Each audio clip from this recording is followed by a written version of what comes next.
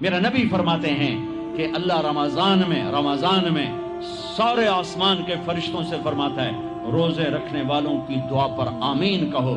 عرش کے فرشتوں سے اللہ فرماتا ہے میری تسبیح چھوڑ دو, رمضان کے روزے رکھنے والوں کی دعا پر آمین کہو, آمین کہو.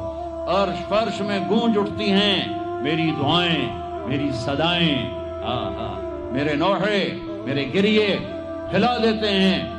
اگر بھوک پیاس میں مزے آ رہے ہوں کہ واہ یا اللہ تو نے کہا تھا نا, دیکھ میں بھوک سے بیٹھا ہوں. اس لیے افطار کے وقت دعا کیوں قبول ہے؟